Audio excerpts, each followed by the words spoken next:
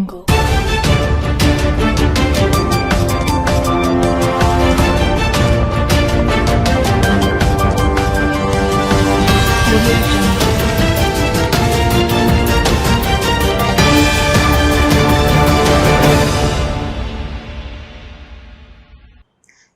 News కి స్వాగతం. ముందుగా ముఖ్యాంశాలు. ధాన్యం కొనుగోలుపై ప్రశ్నించిన ఆర్టీసీ డ్రైవర్ను సస్పెండ్ చేయడం దుర్మార్గం. కాంగ్రెస్ పాలనపై మాజీ మంత్రి ఎమ్మెల్యే గంగుల ఫైర్. వెంటనే విధుల్లోకి తీసుకోవాలంటూ ఆర్ఎంకు వినతి పత్రం. లేనిచో ఆర్ఎం కార్యాలయాన్ని ముట్టడిస్తామంటూ వార్నింగ్. సభ్యత్వ నమోదులో కరీంనగర్ నియోజకవర్గాన్ని అగ్రస్థానంలో నిలపాలి. సభ్యత్వ నమోదు అవగాహన కార్యక్రమంలో మాజీ మంత్రి ఎమ్మెల్యే గంగుల. ఈసారి సభ్యత్వ నమోదు డిజిటల్ పద్ధతిలో నిర్వహిస్తున్నామని వెల్లడి. పెరిగిన పెట్రోల్ ధరలను నిరసిస్తూ ధర్మారంలో కాంగ్రెస్ మహాధర్నా. ముఖ్య అతిథిగా హాజరైన మంత్రి అడ్లూరి. బీజేపీ బీఆర్ఎస్ లను టార్గెట్ చేస్తూ విమర్శలు.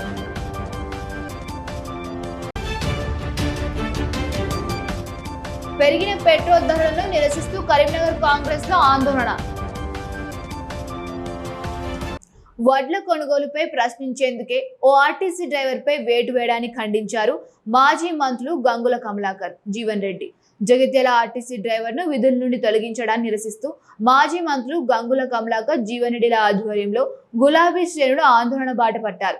తొలగించిన ఆర్టీసీ డ్రైవర్ ను వెంటనే విధుల్లోకి తీసుకోవాలంటూ ఆర్టీసీ ఆర్ఎం కు వినతి పత్రాన్ని సమర్పించారు. ప్రజాపాలన, ప్రజాప్రభుత్వం అంటూ అధికారంలోకి వచ్చిన కాంగ్రెస్ ప్రభుత్వం రాష్ట్రంలో నిరంకుశ నియంతృత్వ పాలన కొనసాగిస్తుందన్నారు గంగుల. ధాన్యం కొనుగోలు అంశంపై ప్రభుత్వాన్ని ప్రశ్నించిన ఆర్టీసీ డ్రైవర్ అశోక్ సస్పెండ్ చేయడం దుర్మార్గం అన్నారు. సస్పెండ్ చేసిన ఆర్టీసీ డ్రైవర్ అశోక్ కు బీఆర్ఎస్ పార్టీ అండగా ఉంటుందన్నారు గంగుల. డ్రైవర్ సస్పెన్షన్ ఎత్తివేసే వరకు అవసరమైతే ఆర్ఎం కార్యాలయం ముందు బైఠాయిస్తామని హెచ్చరించారు. ప్రభుత్వాన్ని ప్రశ్నించేంత మాత్రాన డ్రైవర్ అశోక్ సస్పెన్షన్ చేయడం సరికాదన్నారు. అవసరమైతే 2 ఏళ్ల పాటు డ్రైవర్ అశోక్ కుటుంబాన్ని బీఆర్ఎస్ పోషిస్తోందని భరోసా ఇచ్చారు. బీఆర్ఎస్ పార్టీ అధికారంలోకి వచ్చాక తాత్కాలిక డ్రైవర్ గా ఉన్న అశోక్ ను పర్మనెంట్ డ్రైవర్ గా ఉద్యోగ భద్రత కల్పిస్తామని హామీ ఇచ్చారు.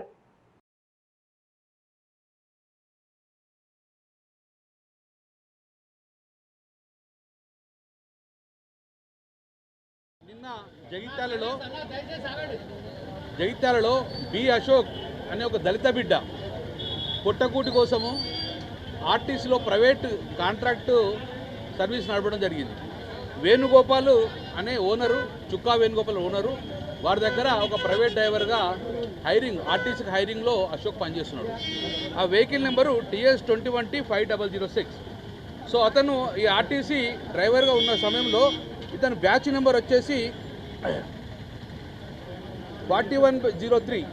ఇతను B Ashok batch number 41/03 PHP driver. ఇతను నిన్న పోతుంటే కాంగ్రెస్ పార్టీ వాళ్ళు, బీజేపీ పార్టీ ఇద్దరే, నేను గిచ్చుతా నువ్వేడు, లేకపోతే నేను గిచ్చుతా నువ్వేడు అని చెప్పి 2 పార్టీలు ప్రజలను డైవర్ట్ భాగంగా నిన్న అడ్లూరి లక్ష్మణ్ కుమార్ ఒక మంత్రి గారై ఉండి, అక్కడ జగిత్యాల ఎమ్మెల్యే గారు సంజయ్ గారు ఇద్దరు ఉండి వాళ్ళు ధర్నా చేస్తారు. ఆ ధర్నాను ఎవడు జీర్ణించుకోలే, కడుపులో మంటమైనట్టయింది. ఎందుకు ధర్నా చేస్తున్నారు? ఒక ప్రభుత్వం ఉండి గ్యాస్ సిలిండర్ మీద. ఆ ధర్నా చేసినప్పుడు ఒక ఆర్టీసీ డ్రైవర్ అశోక్ అనే వ్యక్తి, నువ్వు మొదలు వాళ్ళ ఊరోళ్ళు కనబడ్డారు, వాళ్ళ కళ్ళ ముందు ప్రభుత్వం యొక్క వ్యతిరేకంగా కనబడ్డది. ప్రభుత్వం కొనుగోలు చేస్తలేదు, అటు మక్కలు కొంటలేదు, అటు వడ్లు కొంటలేదు. కాబట్టి వారి ఆవేదనను మొత్తం కూడా, వారి ఆవేదన ఆయనకు భూమి ఉన్నోళ్ళు తెలియదు, కానీ ప్రజల రైతుల ఆవేదన మొత్తాన్ని కూడా ఏమంటారు? ఒక వ్యక్తిని తిట్టలే, ఒక మంత్రిని తిట్టలే, ఒక ఎమ్మెల్యేని తిట్టలే, ఒక ఏ ప్రభుత్వాన్ని తిట్టలే. ప్రభుత్వం సూచించిండు ఎందుకు ఈ పెట్రోల్ ధరలు ఎప్పుడన్నా పెంచుకొచ్చి తగ్గించవచ్చు, కానీ రైతులు పండించిన పంటను వర్షం పడితే ఇబ్బంది పడుతుంది, కాబట్టి ఇమ్మీడియట్గా కొనుగోలు చెయ్యండి అని ఒక రిక్వెస్ట్ రూపకంగా అడిగిన ప్రభుత్వాన్ని. అతను ఏ పార్టీ కార్యకర్త కాదు, ఏ పార్టీ కండవ చేసుకోలేదు, ఒక ఆర్టీసీ డ్రైవర్గా మాత్రమే ఒక ప్రజల బాధను చెప్పడం జరిగింది. దానికి ఈరోజు ఎంత ఘోరం! అతను రెక్కాడితే డొక్కాడలేని కుటుంబం. వాస్తవంగా ఇవాళ రాష్ట్రంలో పెట్రోల్ డీజిల్ ధరలు పెరగటానికి బీజేపీ పార్టీది ఎంత బాధ్యత ఉందో కాంగ్రెస్ పార్టీది కూడా అంతే బాధ్యత ఉన్నది.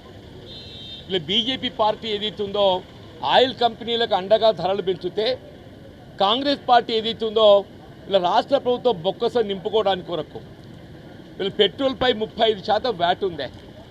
డీజిల్పై 27% వ్యాట్ ఉంది. నిజంగానే మీకు ఏదైతుందో పెట్రోల్ డీజిల్ ధర తగ్గాలనే ఒక ఆలోచన రేవంత్ రెడ్డి గారికి ఉన్నట్టయితే నువ్వు ఆ పెట్రోల్ మీద ఉన్నట్టుగా వ్యాట్ 35% 10% తగ్గించవా?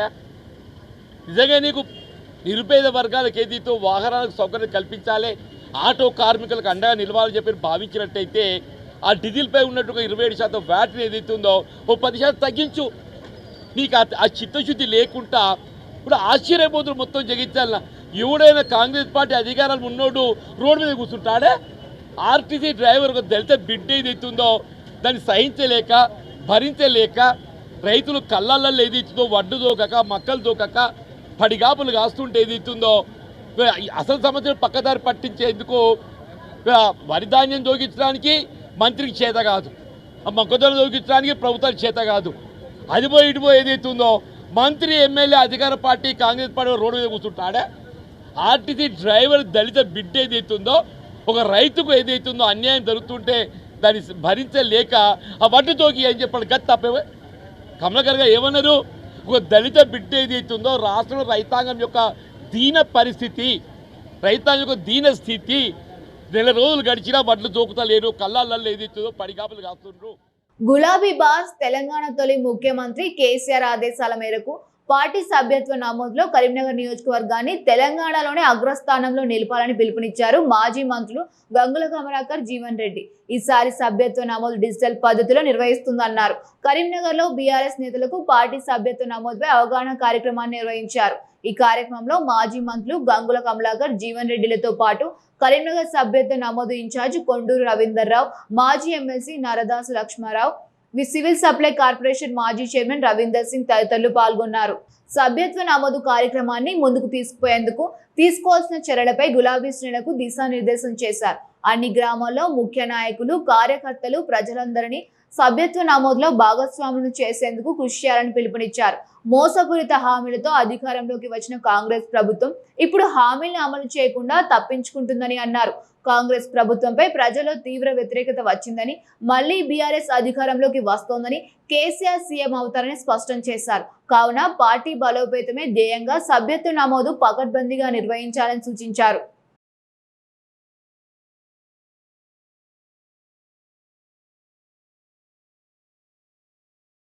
కేసీఆర్ భారతదేశంలో ఎక్కడలేని విధంగా అద్భుతంగా పనిచేస్తుండు.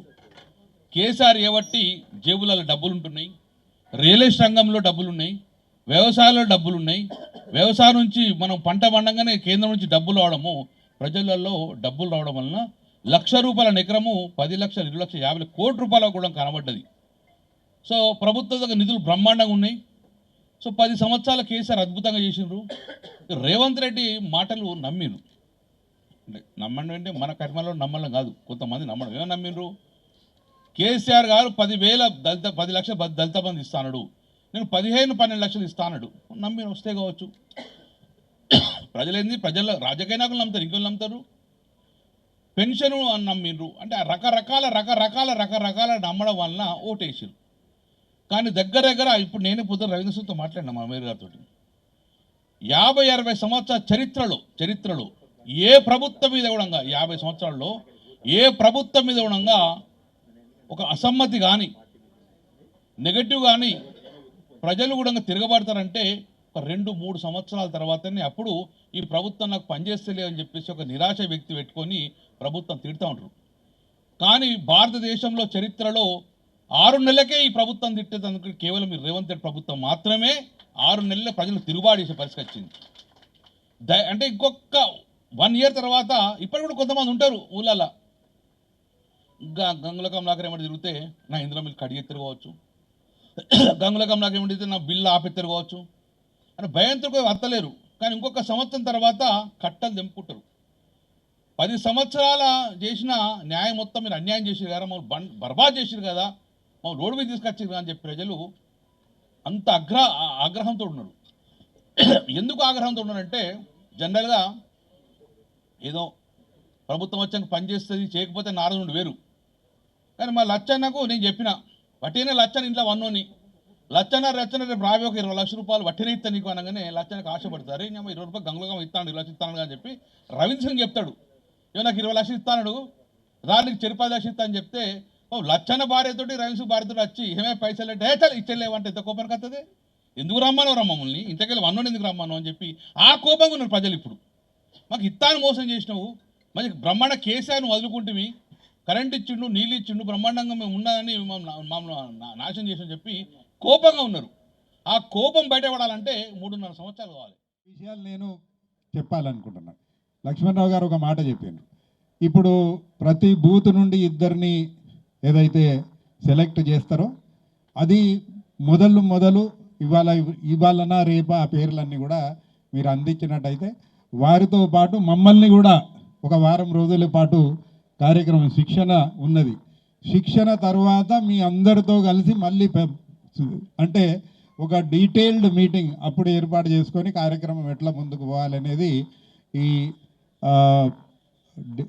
డిజిటల్ ఇప్పుడు యాప్ ద్వారా ఏదైతే మెంబర్షిప్ చేయాలనో దీని గురించి మనకు తెలియజేసిన తర్వాత మీ అందరితో కలిసే మీటింగ్ మళ్ళీ తదుపరి ఒక మీటింగ్ ఏర్పాటు చేయడం జరుగుతుంది. కాకపోతే ఇవాళ మనం అందరం కలిసినాం కాబట్టి 2-3 విషయాలు నేను క్లుప్తంగా ఎక్కువ మాట్లాడకుండా మీకు చెప్తామని అనుకుంటున్నాను. ఇప్పుడే అన్నాం మనమందరం కూడా మన పార్టీ ఏదైతే ఉన్నదో ఇప్పుడే ఎమ్మెల్యే గారు మాట్లాడినారు. అక్కడ ఒక డ్రైవర్ పోతూ ఆయన కడుపులున్న ఆవేదన రవీందర్ సింగ్ గారు కూడా చెప్పిండ్రు. ఆయన కూడా వ్యవసాయం చేసేటోడు కావచ్చు, ఎద్దు వ్యవసాయం ఉన్నోడు కావచ్చు. ఆవేదన ఆడ కుప్పలు మక్కలు జొన్నలు వరి వడ్లు అన్నీ ఎక్కడ పడితే అక్కడ కుప్పలు ఉన్నాయి. వాటి మొట్టమొదటి సింహగర్జన సభ ఏదైతుందో కరీంనగర్ జిల్లా కేంద్రంగా ఏర్పాటు చేశారు. అంటే ఉద్యమం ఆరంభమైందే ఇక్కడికి వెళ్ళని చెప్పి అంటున్నాను. అంటే కరీంనగర్కు ఉన్నటువంటి ఒక ప్రత్యేకత తెలంగాణ రాష్ట్రానికి ఉండే ఒక ప్రత్యేకతకు అనుబంధానికి ఇది నిదర్శనం అని చెప్పి అంటున్నాను. మిత్రుడు కమలాకర్ గారు సరే నేను 6 సార్లు ఎమ్మెల్యే గెలిచినా కానీ ఆయనంతా కంటిన్యూస్గా 4 సార్లు గెలిచినోడు కాదు. నడువు తప్పకుండా 42 పొర్లుకుంటా వచ్చినోడు నేను. 4 సార్లు కంటిన్యూస్గా గెలిచిన వాళ్ళు కరీంనగర్ జిల్లాలో ఎవరు అంటే అక్కడ కేటీఆర్ గారే ఉన్నారు, ఇక్కడ గంగుల కమలాకర్ ఉన్నారు.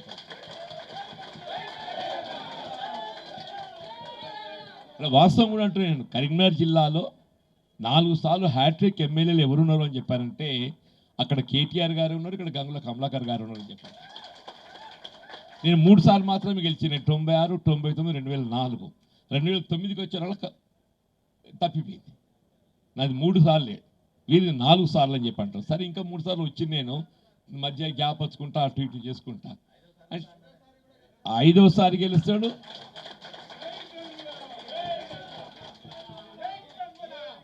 తెలంగాణ ప్రభుత్వంలో వారి భూమికి ఏదైతుందో ప్రధానంగా ఉండబోతుంది. అందులో భిన్నాభిప్రాయం ఎవరికి లేదు.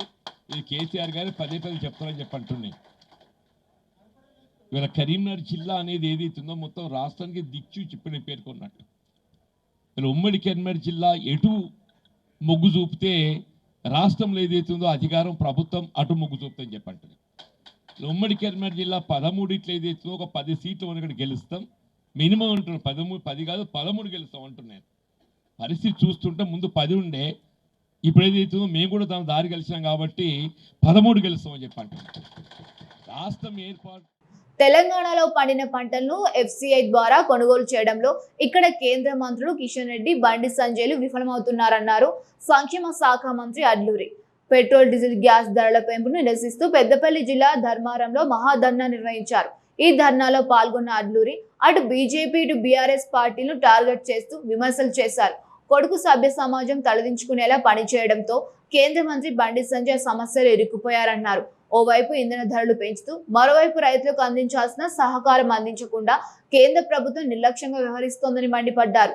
కేంద్ర ప్రభుత్వం తెలంగాణ రాష్ట్రంపై సవతి తల్లి ప్రేమను వలకబోస్తోందని, ఇక్కడ రైతులు పండించిన పంటలను ఎఫ్సిఐ ద్వారా కేంద్ర ప్రభుత్వం కొనుగోలు చేయకుండా భారమంతా రాష్ట్ర ప్రభుత్వం పైనే నెడుతోందని ఫైర్ అయ్యారు. కేంద్రంలో ఉన్న బీజేపీ ప్రభుత్వం కేవలం జై శ్రీరామ్ అనే నినాదం తప్ప పేద ప్రజల కోసం చేసేదేమీ లేదని విమర్శించారు. ఒకవైపు ఇంధన ధరలు, మరోవైపు పంటలు కొనుగోలు చేయకుండా ఇబ్బందులు పడుతున్న గతంలో అధికారంలో బీఆర్ఎస్ పార్టీ నాయకులు నోరెందుకు మెదపడం లేదని ప్రశ్నించారు. ఇప్పటికైనా కేంద్ర ప్రభుత్వం స్పందించి పెట్రోల్, డీజిల్, గ్యాస్ ధరలను తగ్గించి రైతుల పంటలను కొనుగోలు చేయాలని డిమాండ్ చేశారు.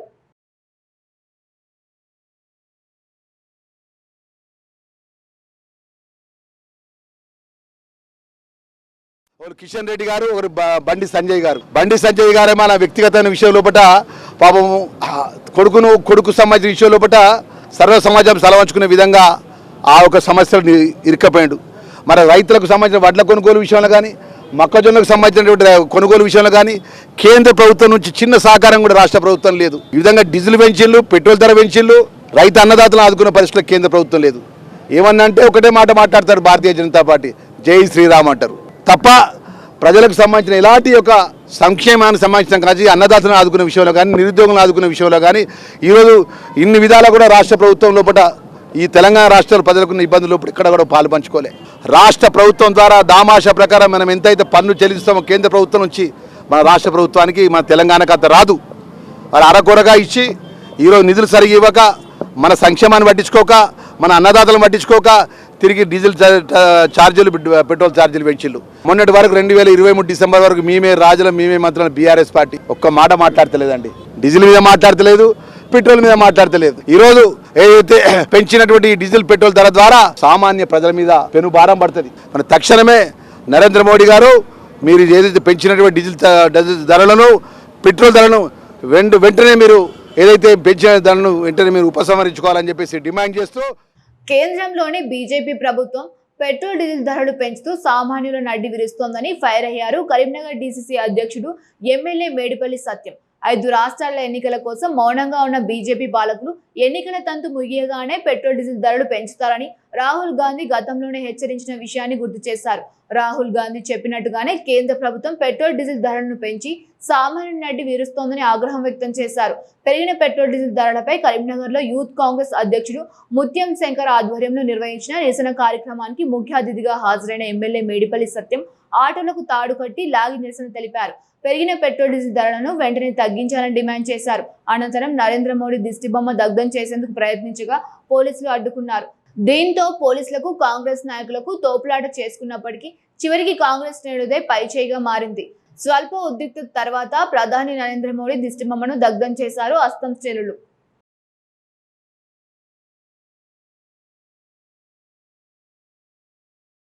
కేంద్రంలోని బీజేపీ నేతృత్వంలోని నరేంద్ర మోడీ సర్కార్ గత నెల రోజుల లోపలనే 4 సార్లు పెట్రోల్ డీజిల్ ధరలు పెంచి సామాన్య ప్రజలను నడ్డి విరుస్తున్నాడు. ఇది నిజంగా సిగ్గుపడాల్సిన అంశం. ఒక కేంద్ర ప్రభుత్వం ఈ స్థాయిలో ఇలా బ్యారెల్ ధరలో పెద్ద హెచ్చుతగ్గు లేనప్పటికీ కూడా గతంలో యూపీఏ సర్కార్ ఇంతకంటే బ్యారెల్ ధర ఎక్కువ ఉన్నప్పటికీ కూడా ఆ రోజు సరసమైన ధరలకు పెట్రోల్ డీజిల్ను ఈ దేశ ప్రజలకు అందించినటువంటి చరిత్ర ఉంది.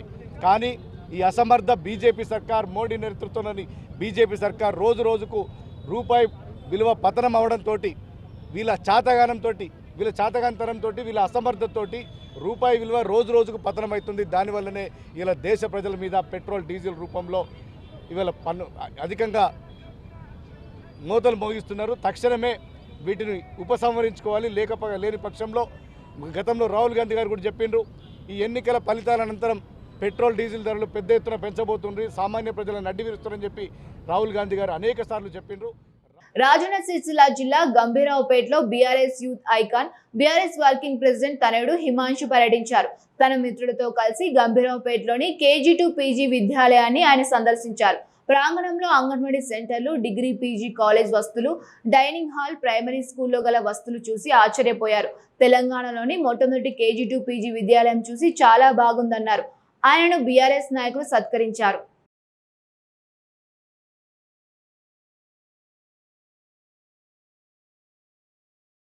కరీంనగర్లో ప్రభుత్వ ఉపాధ్యాయులు ఆందోళనకు దిగారు. ఇంటర్ వార్షిక పరీక్షల మూల్యాంకనం డబ్బులను వెంటనే చెల్లించాలంటూ బాలికల జూనియర్ కాలేజీ ఎదుట ఆందోళనకు దిగారు. వెంటనే తమకు రావాల్సిన రెమ్యూనరేషన్ ను వెంటనే విడుదల చేయాలంటూ డిమాండ్ చేశారు. మార్చిలో మూల్యాంకనం పూర్తయితే ఇప్పటి వరకు రెమ్యూనరేషన్ ఇవ్వలేదన్నారు ఉపాధ్యాయులు. ఇదేమని అడిగితే సాకులు చెబుతూ తప్పించుకుంటున్నారని ఆవేదన వ్యక్తం చేశారు. ఇప్పటికైనా అధికారులు స్పందించి రెమ్యూనరేషన్ డబ్బులు ఇప్పించాలని డిమాండ్ చేశారు. లేనిచో సప్లిమెంటరీ వాల్యుయేషన్ చేపట్టేదే లేదంటూ భీష్మించారు.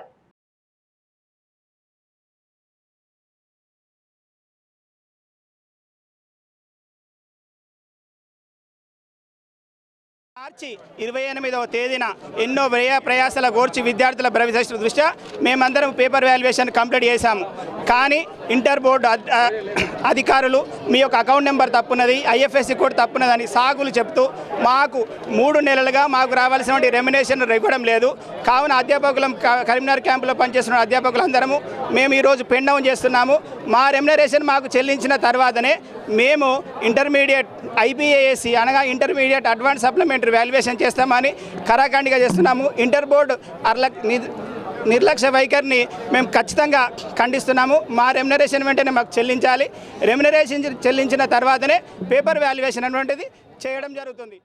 మాకు కావాల్సింది జస్టిస్. ఎప్పుడైనా సరే ఎగ్జామ్స్ అయిపోగానే స్పాట్ వాల్యుయేషన్ అయిపోగానే ఎంబటే ఇంతకుముందు పాత పద్ధతిలో రెమ్యునరేషన్ ఇచ్చేవాళ్ళు, ఏదో అది వస్తుంది హ్యాపీగా వెళ్ళేవాళ్ళు. కానీ ఇప్పుడు ఏమవుతుందంటే ఒకటి అయిపోయింది, రెండో స్పాట్ వాల్యుయేషన్ అంటే సమ్మర్ది వచ్చేసింది. ఇంత ఎండలో కూడా సుదూర ప్రాంతం నుంచి వచ్చి వాళ్ళు కష్టం చేసి పనిచేస్తున్నప్పుడు వాళ్ళకి తగిన ప్రతిఫలం ఉండాలని కోరుకుంటున్నామండి.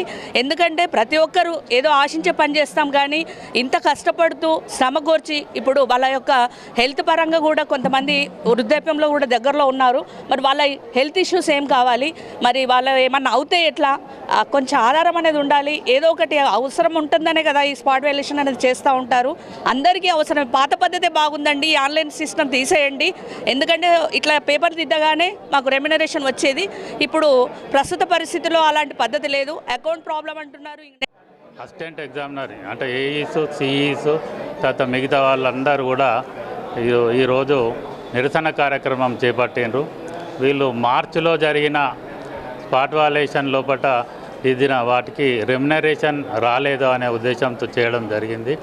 అయితే మనం మార్చిలో జరిగిన వాటికి బిల్స్ ఇమ్మీడియట్గా పంపించడం జరిగింది. ఇంటర్మీడియట్ బోర్డు అధికారులకు పంపించాము. అయితే అక్కడ టెక్నికల్ ఫాల్ట్తోని కొన్ని సబ్జెక్టు లోపల ఇంకా రెమ్యునరేషన్ పడలేదు. దీనికి ఈరోజు మేము అధికారులతో మాట్లాడినాం. వాళ్ళు ఏం చెప్పిండ్రంటే ఎవరికైతే వాళ్ళేదో వాళ్ళ లిస్టు, ఎగ్జామినర్ నెంబర్, ఆ డీటెయిల్స్ అన్నీ మాకు పంపించండి. ఇక్కడ ఒకరిని కూర్చుండబెడితే అవన్నీ సాల్వ్ చేసి 1-2 డేస్ లోపల మేము సాల్వ్ చేస్తాం. వాళ్ళకు ఖచ్చితంగా ఈ స్పాట్ వాల్యుయేషన్ రెమ్యునరేషన్ పడుతుందని చెప్పడం జరిగింది. కరీంనగర్ మున్సిపల్ అడిషనల్ కమిషనర్ సువార్త ఈగో ఫీలింగ్ తో మున్సిపల్ కార్మికులను చిన్నచూపు చూస్తూ మానసికంగా, శారీరకంగా ఇబ్బందులకు గురి చేస్తున్నారన్నారు. కరీంనగర్ పొలిటికల్ జేఏసీ మున్సిపల్ కార్మికురాలు లక్ష్మిపై దొంగతనం నెపం మోపి పోలీస్ కేసు పెట్టడాన్ని నిరసిస్తూ కరీంనగర్ పొలిటికల్ జేఏసీ ఆధ్వర్యంలో మున్సిపల్ వర్కర్స్ ఆందోళనకు దిగారు. కరీంనగర్ నగరపాలక సంస్థ కార్యాలయం ముందు ధర్నా నిర్వహించారు.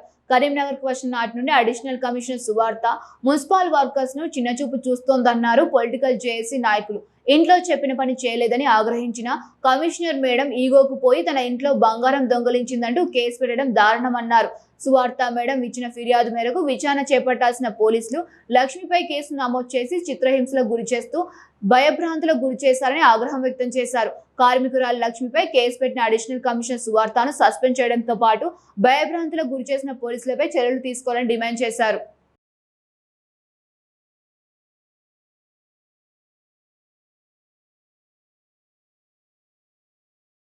మున్సిపల్ వర్కర్స్ ఆధ్వర్యంలో CITU, BRTU ఆధ్వర్యంలో ఇలా మున్సిపల్ ముందట ధర్నా కార్యక్రమం నిర్వహించడం జరుగుతుంది. మొన్న సువార్త మేడం అడిషనల్ కమిషనర్ గారు ఒక కార్మికురాలిని దొంగతనం కేసు కింద అన్యాయంగా, అక్రమంగా కేసు పెట్టి ఆమెను కొట్టేయడం జరిగింది. మరి అత్యుత్సాహంతో పోలీసులు ఎలాంటి ఎంక్వైరీ చేయకుండా ఆమెను ఇష్టానుసారంగా కొట్టి భయభ్రాంతులకు గురి చేయడం జరిగింది. మరి సువార్త మేడం గారు కావాలని కక్ష కట్టి వాళ్ళ ఇంట్లో ఏదో చిన్న పసుపు కోసం లొల్లైతే నేను చేయను అన్నందుకు దాన్ని మనసులో పెట్టుకొని బంగారం పోకుండా కావాలని కేసు పెట్టి ఆమెను కొట్టించి ఆమెను అన్యాయంగా కొట్టించినందుకు ఆమెను వెంటనే సస్పెండ్ చేయాలని చెప్పేసి మేము ఇక్కడి నుంచి కోరుతా ఉన్నాం. అదేవిధంగా అత్యుత్సాహంతో మరి నిజమా కాదా అనేది ఎంక్వైరీ చేయాల్సిన పోలీసులే ఇష్టానుసారంగా కొట్టి ఇష్టమైనటువంటి బూతులు తిట్టి మరి ఆమెను మనశ్శాంతి లేకుండా ఇప్పుడు ఆమె ఏమంటుంది, నా ఇజ్జతి పోయింది, నేను చచ్చిపోన్న బతకనంటుంది. మరి ఆమెకు గ్యారంటీ సువార్త మేడం ఇస్తారా, మరి లేకపోతే సిపి గారు ఇస్తారా, పోలీసు వాళ్ళు ఇస్తారా? ఆమె బతుకు, ఆమె జీవనోపాధి రేపు బయటకు పోతే ఆమెకు పని లేని పరిస్థితి ఇలా తయారు చేసి దొంగను ఒక ముద్రేసిన తర్వాత సమాజంలో ఆమె ఎక్కడ పోయి పనిచేస్తుంది? కరీంనగర్ మున్సిపల్ కార్పొరేషన్ అదనపు కమిషనర్ సువార్త గారు తన ఇంట్లో పని చేయించుకుంటా ఉంది. తన కుమార్తెను గత 4 సంవత్సరాల నుంచి కూడా ఇంట్లో పనులు చేయించుకుంటుంది. పనులేమో అధికారుల ఇళ్ళల్లో, జీతమేమో మున్సిపల్ కార్పొరేషన్ నుంచి. ఇట్లా మున్సిపల్ కార్పొరేషన్లో దాదాపుగా ఒక 200 మంది శానిటేషన్ కార్మికులు, మున్సిపల్ కార్మికులు, అధికారుల ఇళ్లల్లో, అట్లాగే కార్పొరేటర్ ఇళ్లల్లో, అట్లాగే మంత్రి ఇళ్లల్లో కూడా పనిచేస్తున్న పరిస్థితి ఉంది. అంటే ఒకవైపు డివిజన్లల్లో కార్మికులు సరిపోతలేరని ఒకవైపు నగర పాలక వర్గం ఆవేదన చెందుతూ ఉంది. ప్రజానికం కూడా కూడై కూస్తున్నా కూడా దీని పట్ల చర్యలు తీసుకోకపోగా రీసెంట్గా ఈ బాధ్యతలు చూడాల్సిన శానిటేషన్ విభాగం చూడాల్సిన సువార్త గారే కార్మికురాలు కావాలని కక్షపూరితంగా చెయ్యని దొంగతనాన్ని నెపం నెట్టి 2 టౌన్ పోలీస్ స్టేషన్లో అప్పగించి ఆమె మీద 3rd డిగ్రీ ప్రయోగించిన పరిస్థితి. భారతీయ సంస్కృతి, ఆధ్యాత్మికత, దేశభక్తి విలువలను యువతలో మరియు సమాజంలో మరింత బలపరిచే లక్ష్యంతో చిన్మయ మిషన్ మరియు ఆల్ ఇండియా చిన్మయ యువ కేంద్రం నిర్వహిస్తున్న చిన్మయ అమృత యాత్ర నెల 29వ తేదీన కొనసాగనుంది. ఇప్పటి వరకు దేశవ్యాప్తంగా 35,000 కిలోమీటర్ల ప్రయాణంతో సాగుతున్న ఈ యాత్ర ఉద్భవిస్తున్న భారత్ అనే సందేశాన్ని ప్రజల్లోకి తీసుకెళ్తోంది. పూజ్య గురుదేవ స్వామి చిన్మయానంద గారి ఆధ్యాత్మిక సందేశాలు, భారతీయ సంస్కృతి గొప్పతనం, యువతలో దేశభక్తి మరియు నైతిక విలువలను పెంపొందించే లక్ష్యంతో ఈ కార్యక్రమం ప్రత్యేకంగా రూపుదిద్దుకుంది. ఈ సందర్భంగా ఉదయం నుండి రాత్రి వరకు వివిధ ఆధ్యాత్మిక, సాంస్కృతిక కార్యక్రమాలు, భజనలు, యువవీర్ ప్రత్యేక సమావేశాలు, గీతా పారాయణం, బైక్ మరియు కార్ ర్యాలీలు మరియు ప్రజల భాగస్వామ్యంతో నిర్వహించే కార్యక్రమాలు భక్తుల్ని ఆధ్యాత్మిక ఆనందంలో ముంచెత్తుతున్నాయి. ఈ కార్యక్రమం కరీంనగర్ వైశ్య భవన్లో 29వ తేదీ శుక్రవారం రోజున ఉదయం 9 గంటల నుండి రాత్రి 9 గంటల వరకు కొనసాగనుంది. ఈ కార్యక్రమంలో పెద్ద ఎత్తున పాల్గొని విజయవంతం చేయాలని చిన్మయ మిషన్ అమృత యాత్ర నిర్వహణ కమిటీ అధ్యక్షులు చిట్టుమల శ్రీనివాస్ పిలుపునిచ్చారు.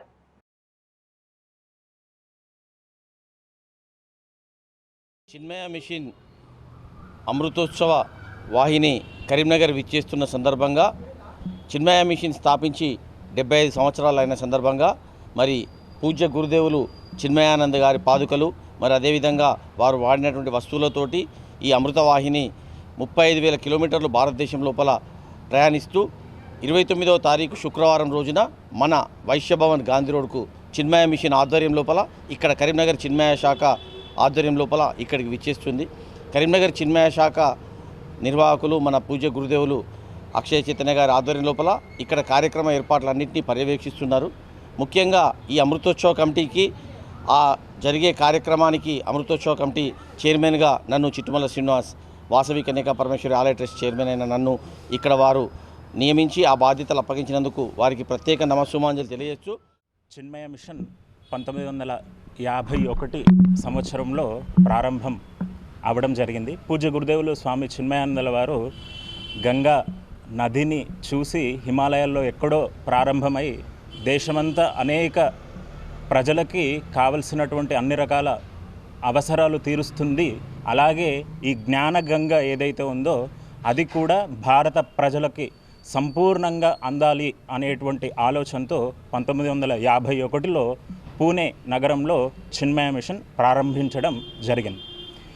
ఇప్పుడు 2026వ సంవత్సరంలో 75 వసంతాలు చిన్మయ మిషన్ పూర్తి చేసుకుంటున్నటువంటి సందర్భంగా చిన్మయ అమృత మహోత్సవం పేరిట చిన్మయ అమృత యాత్ర అని దేశవ్యాప్తంగా ఆల్ ఇండియా చిన్మయ యువ కేంద్ర వారు భగవద్గీత నుండి ప్రత్యేకించి 5 శ్లోకాలను తీసుకొని ముఖ్యంగా బాలలకి, యువతకి అందించాలి అనేటువంటి ఆలోచనతో చిన్మయ అమృత యాత్ర పేరుతో దేశమంతా సుమారుగా 35,000 కిలోమీటర్ల ర్యాలీ జరుగుతూ వస్తుంది. ముఖ్యాంశాలు మరొకసారి. ధాన్యం కొనుగోలుపై ప్రశ్నించిన ఆర్టీసీ డ్రైవర్ను సస్పెండ్ చేయడం దుర్మార్గం. కాంగ్రెస్ పాలనపై మాజీ మంత్రి ఎమ్మెల్యే గంగుల ఫైర్. వెంటనే విధుల్లోకి తీసుకోవాలంటూ ఆర్ఎంకు వినతి పత్రం. లేనిచో ఆర్ఎం కార్యాలయాన్ని ముట్టడిస్తామంటూ వార్నింగ్. సభ్యత్వ నమోదులో కరీంనగర్ నియోజకవర్గాన్ని అగ్రస్థానంలో నిలపాలి. సభ్యత్వ నమోదు అవగాహన కార్యక్రమంలో మాజీ మంత్రి ఎమ్మెల్యే గంగుల. ఈసారి సభ్యత్వ నమోదు డిజిటల్ పద్ధతిలో నిర్వహిస్తున్నామని వెల్లడి. పెరిగిన పెట్రోల్ ధరలను నిరసిస్తూ ధర్మారంలో కాంగ్రెస్ మహాధర్నా. ముఖ్య అతిథిగా హాజరైన మంత్రి అడ్లూరి. బీజేపీ బీఆర్ఎస్ లను టార్గెట్ చేస్తూ విమర్శలు.